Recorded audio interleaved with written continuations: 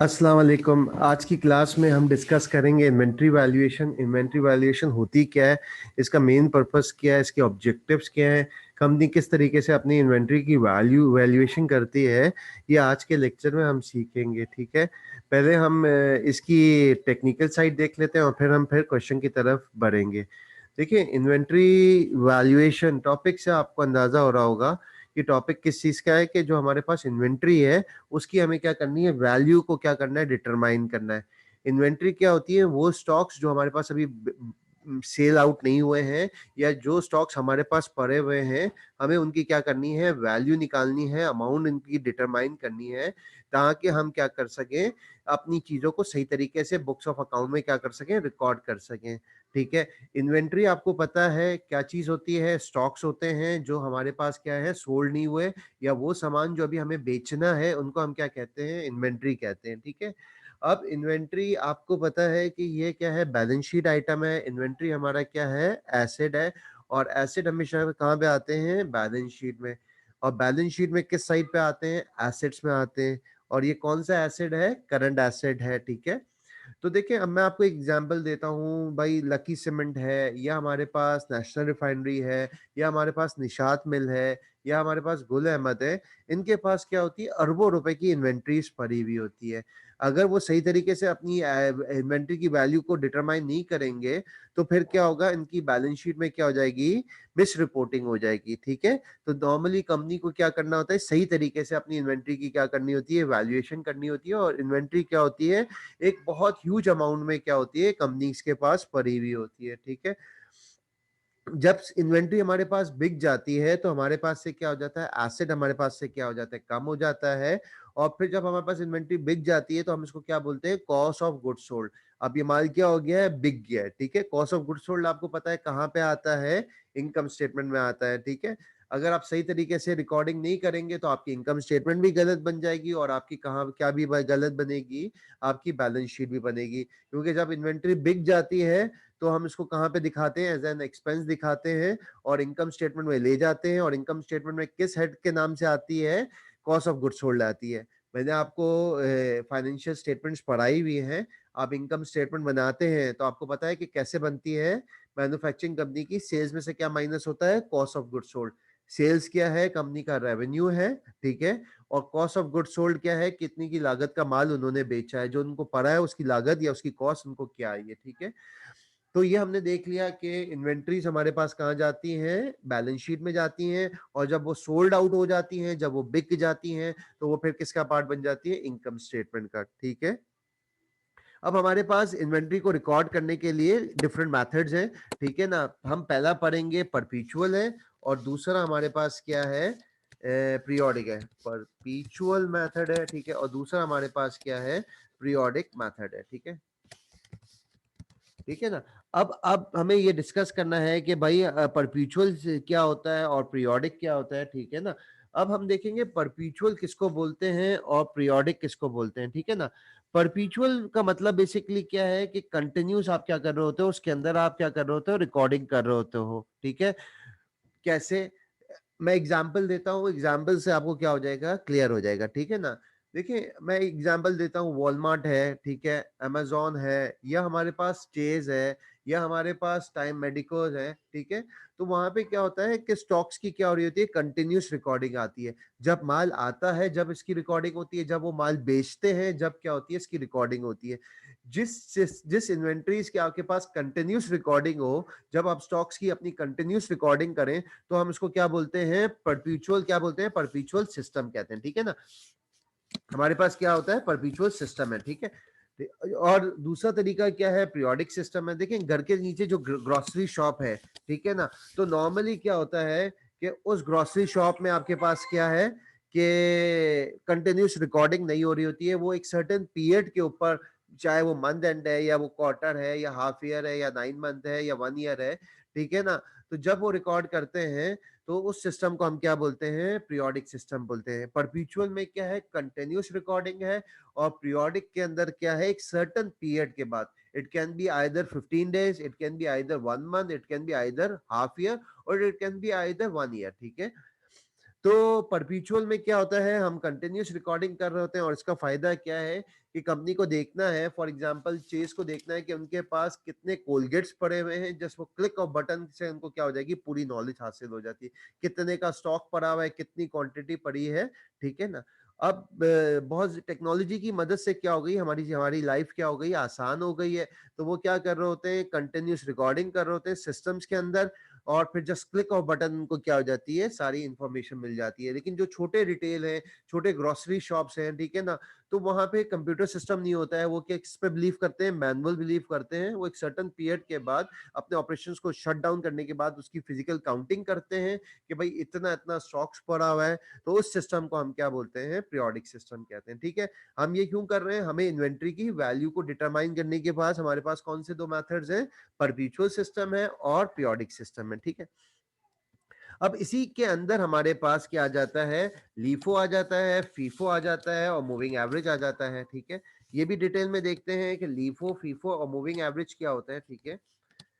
Moving average, ठीक है, moving average, ठीक है। देखिए, अब चाहे वो परपेचुअल हो चाहे वो पीरियोडिक हो, उसके अंदर क्या होता है, फर्दर क्लासिफिकेशन में फर्दर वो डिवाइड हो जाते हैं तीन तीन मेथड के अंदर, फीफो के अंदर, लीफो के अंदर और मूविंग एवरेज के अंदर। पहले मतलब समझते हैं फीफो का क्या है, लीफो क्या है और मूविंग एवरेज क्या है। फीफो क्या होता है, first, F for first, first in first out, first in first out. इसका माल है, इसका मतलब ये है जो माल पहले आएगा वो पहले बेचेंगे, ठीक है। लीफो का मतलब क्या है, L for last in first out, जो माल सबसे आखिर में आएगा वो सबसे पहले बेचेंगे। और मूविंग एवरेज में क्या होता है कि एक हम चीजों की क्या कर लेते हैं, एवरेज कर लेते हैं, और हर नया स्टॉक आने के बाद क्या हो रहा है, हम चीजों को ऐड अप करके इसकी एवरेज कर रहे होते हैं। तो हर दफा हमारी एवरेज क्या हो रही होती है, चेंज हो रही होती है, इसीलिए इसका नाम क्या रख दिया है, मूविंग एवरेज। एवरेज क्या होगी, हम सवाल में देखते जाएंगे कि क्या होगा, नया स्टॉक आ गया, पहले एक एवरेज स्टॉक की थी 13 रुपए की थी, मजीद मैंने माल परचेस किया तो अब एवरेज हो गई 13.2 हो गई, मैंने फिर इसके बाद मजीद स्टॉक बेचा तो मजीद स्टॉक और परचेस किया तो एवरेज क्या हो गई, 14 रुपीज की हो गई। तो एवरेज जब चेंज हो रही होती है तो हम इसको क्या बोल देते हैं, मूविंग एवरेज, ठीक है। पहले समझते हैं फीफो क्या होता है और कौन सी इंडस्ट्रीज में यूज होता है, और फीफो और लीफो में क्या फर्क है। फीफो क्या होता है, फर्स्ट इन फर्स्ट आउट। देखिए, अब कंपनी है, लकी सीमेंट है, ठीक है, या आपके पास ग्लैक्सो स्मिथ है। अब उनको क्या, इनकी क्या होगी कि जो माल इनके पास सबसे पहले बनेगा तो उनकी कोशिश क्या होगी कि वो माल क्या हो, जो माल सबसे पहले बना है वो सबसे पहले क्या हो जाए, बिक जाए, ठीक है ना। ग्लैक्सो स्मिथ है, दवाइयां बनाती हैं। अगर ये सिस्टम नहीं फॉलो करेंगी तो उनके क्या हो जाएगी, दवाइयों की क्या हो जाएगी, एक्सपायर्ड हो जाएंगे। वैक्सीन क्या हो जाएंगे, एक्सपायर्ड हो जाएंगे। तो उनकी कोशिश क्या होती है कि जो दवाइयां सबसे पहले बनी है वो सबसे पहले मार्केट में आए, और जो सबसे आखिर में बनी है वो सबसे पहले ना जाए। जो सबसे पुरानी दवाइयां हैं जो अभी मैन्युफैक्चर्ड हुई हैं, ठीक है ना, वो सबसे पहले क्या हो जाए, मार्केट में चले जाए। एक और एग्जाम्पल देता हूं आपको, अच्छे तरीके से हो जाएगा। मैं एग्जाम्पल देता हूं, एक फिशरीज है, इंडस्ट्रीज है, उसके अंदर एक कस्टमर है, फॉर एग्जांपल अलहमजा फिश एक्सपोर्टर है, ठीक है। अब वो क्या करता है, फिश से क्या करता है, वो लेता है यहाँ से और उसको क्या कर देता है, दुबई, सऊदी अरब में क्या कर देता है, एक्सपोर्ट कर देता है, ठीक है। फॉर एग्जाम्पल भाई पापलेट है, सुरमाई है, जो भी आपके पास जो है फिश है, ठीक है ना, वो यहाँ से लेता है और उसको क्या कर देता है, एक्सपोर्ट कर देता है। अब बताएं इसकी क्या होगी, ख्वाहिश क्या होगी कि जो इसके पास सबसे पहले वाला माल लिया हुआ है वो क्या करे, सबसे पहले क्या करे, उसको एक्सपोर्ट करे, ठीक है। फर्स्ट इन फर्स्ट आउट का मतलब है जो सबसे पहले वाला माल है वो सबसे पहले क्या होना चाहिए, आउट होना चाहिए, ठीक है। अब तो नॉर्मली जिन जिन गुड्स की पेरिशेबल आइटम है, ठीक है, वो कोशिश क्या करते हैं कि भाई जब जो पुराना माल है वो सबसे पहले क्या हो जाए, बिक जाए, ठीक है। अगर एग्जांपल देता हूं, एक आपके पास वेजिटेबल स्टॉल है, ठीक है, उसकी कोशिश क्या होगी, भाई पुरानी वाली सब्जी क्या हो जाए, सबसे पहले बिक जाए। अगर वो नहीं बिकेगी वो क्या हो जाएगी, खराब हो जाएगी। तो वो सबसे प्रायोरिटी किस पे देगा, जो माल सबसे पहले आया वो सबसे पहले बिके। तो नॉर्मली जहाँ पेरिशेबल आइटम है या जहाँ पे एक्सपायरी है, जहाँ पे कंज्यूमेबल गुड्स है, तो वो इंडस्ट्रीज कौन सा मेथड यूज करती हैं, फर्स्ट इन फर्स्ट आउट, ठीक है। दूसरा मेथड क्या होता है, last in first out. Last in first out का मतलब क्या है, जो माल सबसे आखिर में आएगा वो सबसे पहले बिकेगा, ठीक है। एग्जाम्पल देता हूं तो उससे अच्छा आपको क्लियर हो जाएगा। देखिए, मैं एग्जाम्पल देता हूं आपको, सबसे पहले डंकन डोनट्स की देता हूं, ठीक है। डंकन डोनट्स बेसिकली क्या होता है, अपने डोनट्स के हिसाब से क्या है, सबसे ज्यादा मशहूर है, ठीक है। क्यों मशहूर है, क्योंकि वो अपने अपने फ्रेशनेस की वजह से क्या है, सबसे ज्यादा मशहूर है। अब आप घर के नीचे बेकरी से आप डोनल्ड खरीदें और डंकन डोनल्ड का खरीदें तो आपको एक डिफरेंस नजर आ जाएगा, ठीक है। जो घर के नीचे बेकरी वो आपको 4 या 5 दिन पुराना वाला डोनल्ड क्या करेगी, सर्व करेगी। इसको आके इसको आप जब टेस्ट करेंगे, जब आप इसको खाएंगे तो आपको वो फील नहीं आएगा। डंकन डोनल्ड का आप खाएंगे तो वो क्या होता है, वो कौन सी पॉलिसी पे फॉलो करते हैं, वो लास्ट इन फर्स्ट आउट पे करते हैं। जो माल इनके पास सबसे आखिर में आता है वो कस्टमर को क्या करते हैं, सबसे पहले देते हैं, ताकि उनकी क्या हो जाए, फ्रेशनेस क्या हो जाए, बरकरार रहे। और अगर सर्टन पीरियड तक वो माल सोल्ड नहीं होता तो वो पुराने वाला माल क्या कर देते हैं, डिस्कार्ड कर देते हैं। वो कस्टमर को क्या करते हैं, पेश नहीं करते हैं। इसी इसी तरीके से हमारे पास मशहूर आउटलेट्स हैं, जैसे हॉबनॉब है, यूनाइटेड किंग है, पाई इन द स्काई है, ठीक है। वो केक्स क्यों मशहूर है, क्योंकि वो अपनी फ्रेशनेस की वजह से मशहूर है। आपका कोई भी खास इवेंट है तो आप घर के नीचे से बेकरी से नहीं खरीदेंगे, क्योंकि आपको पता है कि उसके डाउट होता है कि भाई वो फ्रेश है या नहीं है, 4 दिन पुराना केक तो नहीं दे रहा है। हॉबनॉब की क्वालिटी क्या है कि वो आपको सबसे ज्यादा बिल्कुल फ्रेश केक आपको वो क्या करते हैं, डिलीवर करते हैं। और एक सर्टेन पीरियड के बाद अगर वो सोल्ड नहीं होता है तो वो उसको क्या कर देंगे, डिस्कार्ड कर देंगे, वो कस्टमर्स को नहीं देंगे। तो कुछ कुछ इंडस्ट्रीज में क्या यूज होता है, लीफो यूज होता है। और एग्जांपल दे देता हूं भाई, गुल अहमद है, ठीक है। गुल अहमद है और आपके पास निशात है, ठीक है। अब दोनों के आउटलेट्स हैं, ठीक है। एक का सफायर का है, एक का है आइडियाज का है, ठीक है ना। तो फॉर एग्जांपल भाई, अब वो उनकी कोशिश क्या होगी कि उनका जो फैशन है, कि उनके जो जो जो जो उनकी लॉन्स है, सबसे लेटेस्ट वाले फैशन वाली क्या हो जाए मार्केट में, वो क्या करेंगे, कस्टमर के पास वो क्या करेंगे, अपने आउटलेट में रखेंगे। क्योंकि क्या पता है कि अगर उनको पता है कि अभी इनके कॉम्पिटिटर ने वो प्रोडक्ट इंट्रोड्यूस नहीं की हुई है, तो उनका क्या हो जाएगा, सारे का सारा क्या हो जाएगा, माल बिक जाएगा। तो फैशन इंडस्ट्री में क्या होता है, लेटेस्ट फैशन को रखा जाता है रादर देन ओल्ड वन, ठीक है ना। उनकी ख्वाहिश ये नहीं होगी पहले वो पुराना माल बिक जाए फिर हम नया माल लेके आएंगे। अगर ये अप्रोच करेंगे तो उनका नया माल भी नहीं बिकेगा, क्योंकि कॉम्पिटिटर क्या कर देगा, उनसे एज ले जाएगा। तो कुछ जगहों पे क्या होता है कि आपको लास्ट इन फर्स्ट आउट को प्रेफर करना चाहिए, ठीक है ना। और कुछ में क्या होता है, फर्स्ट इन फर्स्ट आउट है, जहां पे हमारे पास कंज्यूमर गुड्स हैं, ठीक है ना।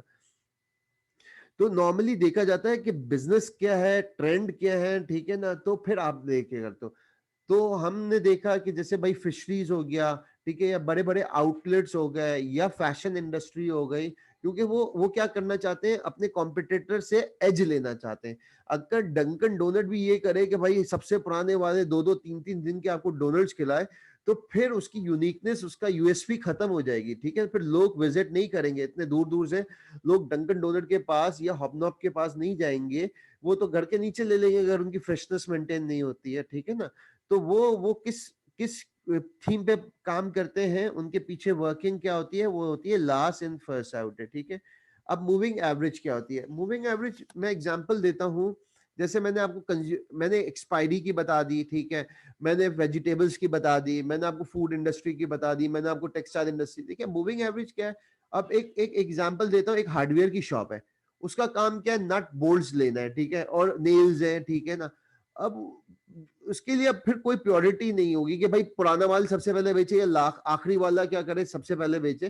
क्योंकि उसकी अमाउंट इतनी कम है, वो ह्यूज क्वांटिटी में लेता है, वो एक बास्केट में डाल देता है सारी चीजों को, ठीक है ना, या एक बॉक्स में डाल देता है और फिर उसमें से निकाल के देता है।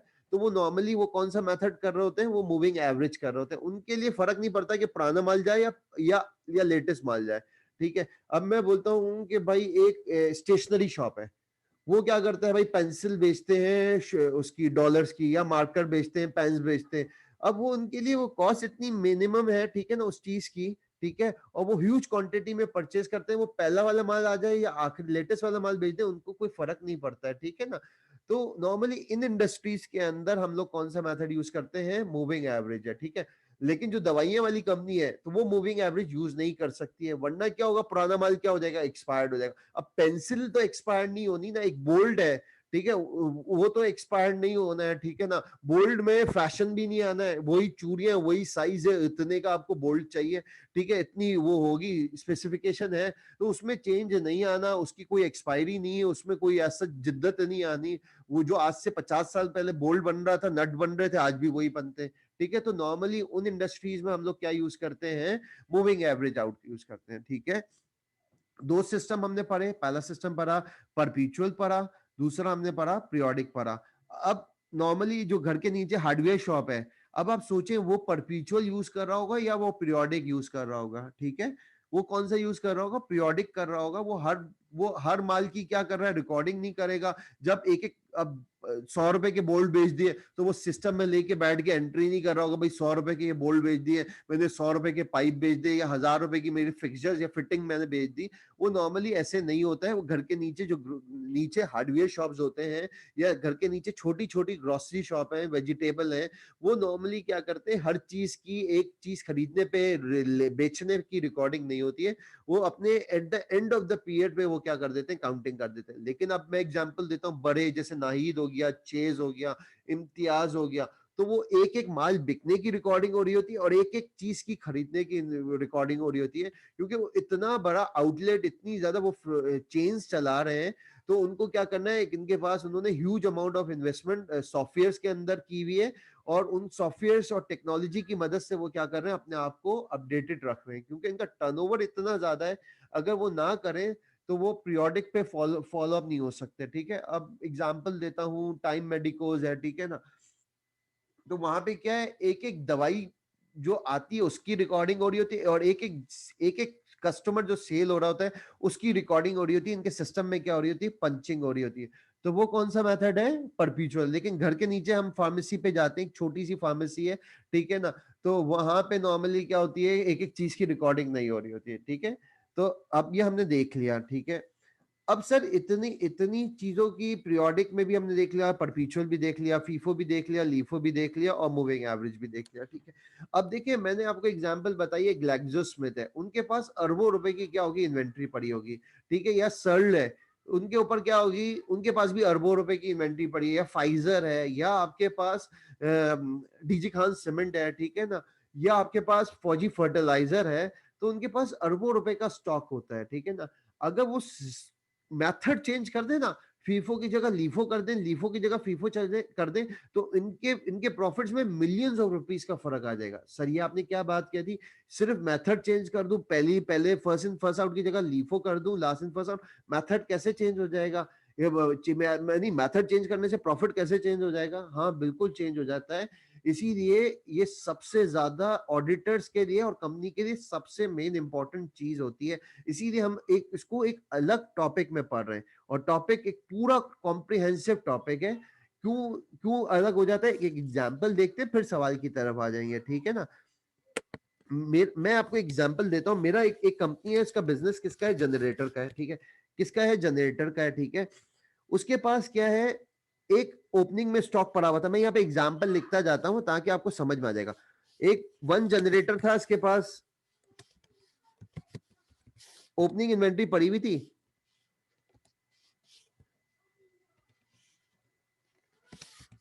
ठीक है।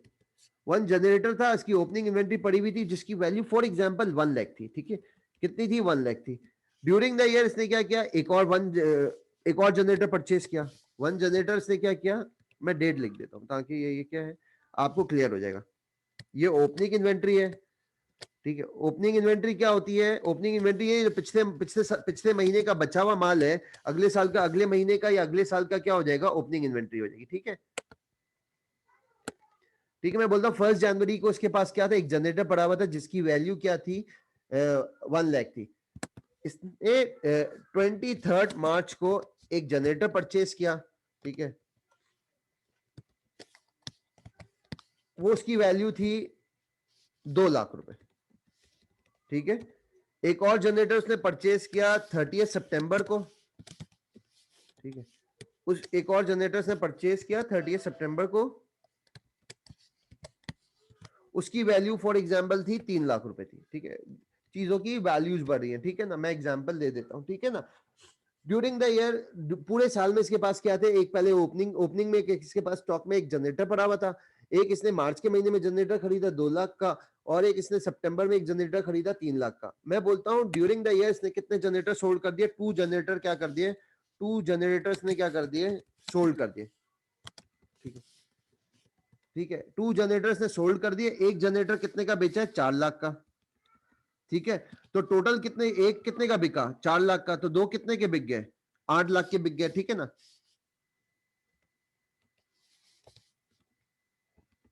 ये 4 लाख का बिक गया, तो टोटल इसके पास कितने का स्टॉक्स बिक गए, 8 लाख के स्टॉक्स बिक गए, ठीक है ना। उसकी वर्थ आ गई, ठीक है ना, हमारे पास वर्थ आ गई ये 8 लाख रुपए, ठीक है। 2 जनरेटर्स ने सोल्ड किए, 1 जनरेटर कितने का बिका है, फर्स्ट कितने का बेचा इसने, 1 जनरेटर्स ने कितने का बेचा, 1 सोल्ड, ठीक है।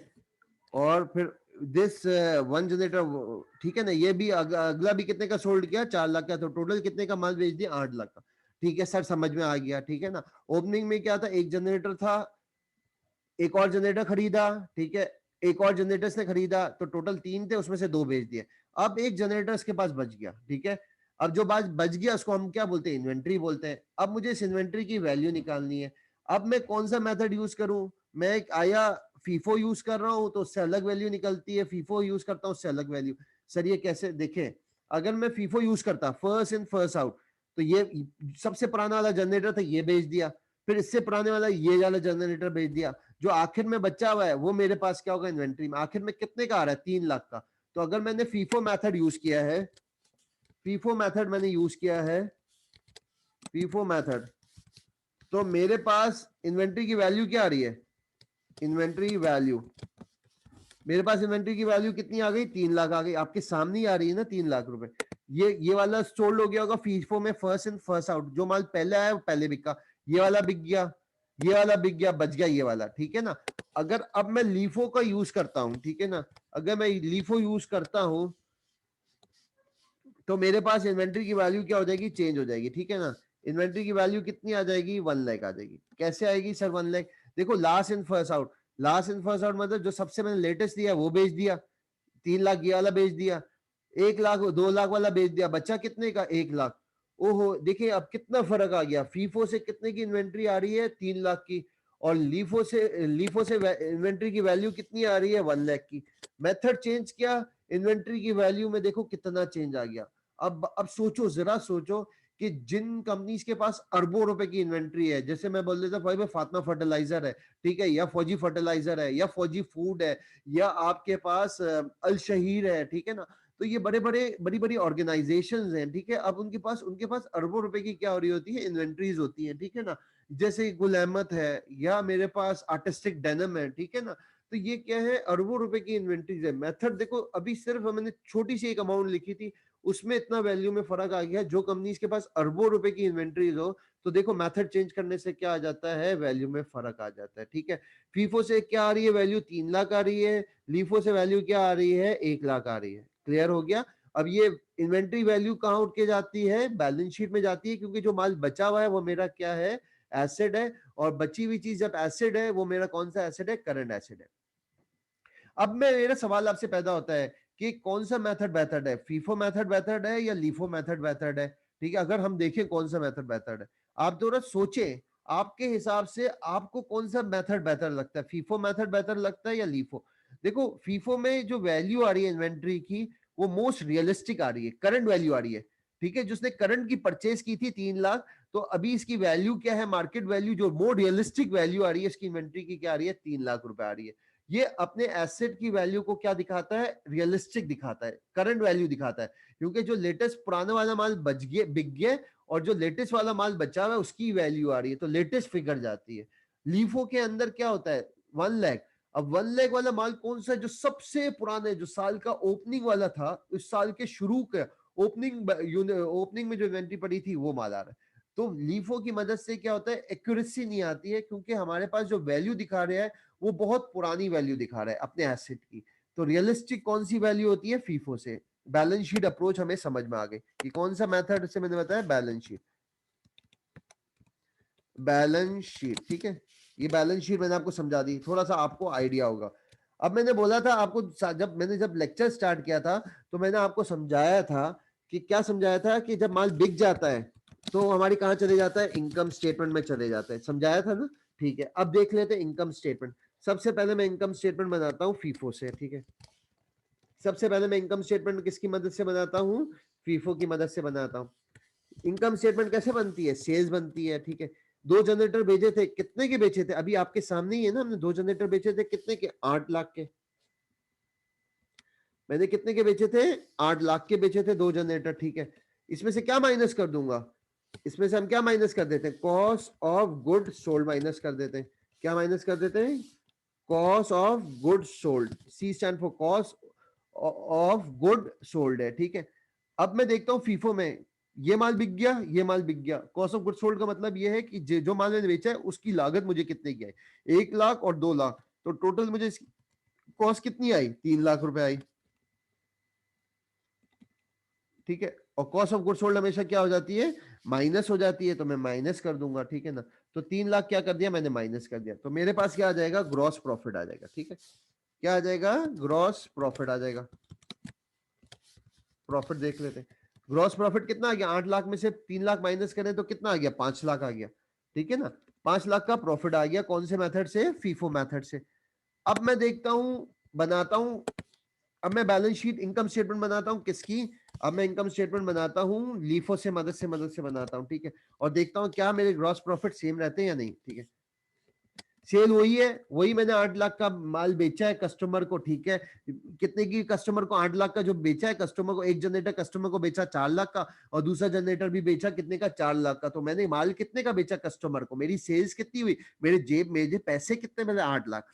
अब जो मैंने माल बेचा है, अब उसकी कॉस्ट कितनी है, अगर मैं लीफो यूज करता, last in first out, 3 lakh वाला माल बेचा है और 2 लाख वाला माल बेचा है, तो total cost of good sold कितनी आ गई, total cost of good sold आ गई मेरे पास 5 लाख आ गई। तो अब मेरा प्रॉफिट कितना हो गया, 8 लाख में से 5 लाख माइनस किया, तो अब मेरा प्रॉफिट कितना हो गया, 3 लाख हो गया। यहाँ पे प्रॉफिट कितना आ रहा है, 5 लाख फीफो में। लीफो में कितना प्रॉफिट आ रहा है, 3 लाख। बिजनेस वही वही जनरेटर, लेकिन क्या किया, मेथड चेंज कर दिया। देखो यहाँ पे प्रॉफिट क्या हो गया, चेंज हो गया, ठीक है ना। तो देखो सिर्फ मेथड चेंज करने से क्या हो जाता है, आपका प्रॉफिट चेंज हो जाता है। मेथड चेंज करने से क्या होता है, इन्वेंट्री की वैल्यू क्या हो जाती है, चेंज हो जाती है। अब सवाल पैदा होता है, इनकम स्टेटमेंट के हिसाब से, इनकम स्टेटमेंट के हिसाब से फीफो बेहतर है या लीफो बेहतर है। बैलेंस शीट के हिसाब से कौन सा मेथड बेहतर था, फीफो। क्यों, उसमें मोस्ट रियलिस्टिक आती थी वैल्यू इन्वेंट्री की। इनकम स्टेटमेंट के हिसाब से जो सबसे अच्छा मेथड है इन दोनों में, वो कौन सा मेथड है, अगर देखा जाए वो कौन सा मेथड है, लीफो। लीफो क्यों है, इसलिए यह है कि जो कॉस्ट आती है, देखिए जो आप कॉस्ट, देखिए हमने मैचिंग प्रिंसिपल पढ़ा है ना, जिस साल की कॉस्ट, जिस साल का रेवेन्यू उस साल की कॉस्ट। तो ये क्या कर रहा है, 8 लाख इस साल का रेवेन्यू है और कॉस्ट भी क्या कर रहा है, इसी साल की ले रहा है। ये तो 1 लाख तो पुराने साल का माल जो इसके पास ओपनिंग इन्वेंट्री आई थी ना, तो 5 लाख जो इसकी कॉस्ट थी वो सबसे ज्यादा लेटेस्ट थी। रेवेन्यू लेटेस्ट, कॉस्ट भी लेटेस्ट, मैचिंग प्रिंसिपल लग रहा है, ठीक है ना। यहाँ पे क्या है, 8 लाख की कॉस्ट, 8 लाख का रेवेन्यू है, लेकिन कॉस्ट कौन सी उठा रहा है, वन जनरेटर जो पिछले साल की इन्वेंट्री थी वो साल का क्या बना ओपनिंग, 1 लाख और 3 लाख, तो जो कॉस्ट ऑफ गुड्स सोल्ड आ रही है वो पुरानी आ रही है, ठीक है ना। तो इनकम स्टेटमेंट के हिसाब से सबसे अच्छा मेथड कौन सा है, लीफो मेथड है। बैलेंस शीट के हिसाब से कौन सा मेथड है, फीफो यू मेथड है, ठीक है। तो सर अब तो कंफ्यूजन हो गई, एक से अच्छा फीफो है, दूसरे से लीफो है, ठीक है। देखो नॉर्मली क्या होता है, नॉर्मली हम जो यूज करते हैं, कंपनी जो प्रेफर करती हैं, जो हमारे टैक्स अथॉरिटीज हमें बोलती हैं, वो कौन सा मेथड यूज करो, फीफो यूज करो। अपनी बैलेंस शीट भी क्या दिखाओ, एक्यूरेट दिखाओ। यहाँ पे आपको प्रॉफिट ज्यादा हो रहा है तो टैक्स भी ज्यादा देना पड़ेगा, तो अथॉरिटीज बोलती हैं कि आप मैनिपुलेट नहीं कर सकते हो चीजों को। तो यहाँ पे क्या हो रहा होता है, प्रॉफिट कम है, ठीक है, लीफो में क्या हो रहा है, प्रॉफिट क्या हो रहा है, कम आ रहा है, लेकिन आपको टैक्स भी क्या देना पड़ेगा, कम देना पड़ेगा, ठीक है। तो अथॉरिटीज क्या बोलती हैं, जो बैलेंस शीट के लिए मेथड यूज हुआ है वही इनकम स्टेटमेंट के लिए यूज होगा, और बेहतर मेथड कौन सा यूज है, फीफो मेथड है, ठीक है ना। क्लियर हो गया, मैंने आपको सब समझा दिया, मैंने आपको बता दिया कि भाई इन्वेंट्री वैल्यूएशन क्या होती है, पीरियोडिक परपीचुअल क्या होते हैं, इसके अंदर क्या क्या सिस्टम्स वो हमने पढ़ लिए, क्या क्या मेथड्स हैं। देखो उसको फीफो क्या बोलते हैं, हमारे पास क्या है, फीफो मेथड है, ठीक है, इन्वेंट्री वैल्यूएशन करने के लिए, ठीक है। लीफो भी हमारे पास क्या है, मेथड है इन्वेंट्री की वैल्यूएशन के लिए, ठीक है, और मूविंग एवरेज है। सर सवाल पैदा होता है कि पीरियोडिक के अंदर भी यही 3 मेथड यूज होंगे, फीफो, लीफो, मूविंग, बिल्कुल। और परपीचुअल में भी तीनों मेथड यूज होंगे, फीफो, लीफो, मूविंग एवरेज, ठीक है। फिर हम देखेंगे, अगर सवाल करेंगे तो आपकी सारी कंफ्यूजन क्या हो जाएगी, क्लियर हो जाएगी, क्योंकि जैसे जैसे हम मजीद प्रैक्टिस करते रहेंगे तो आपको चीजें क्लियर हो जाएंगी।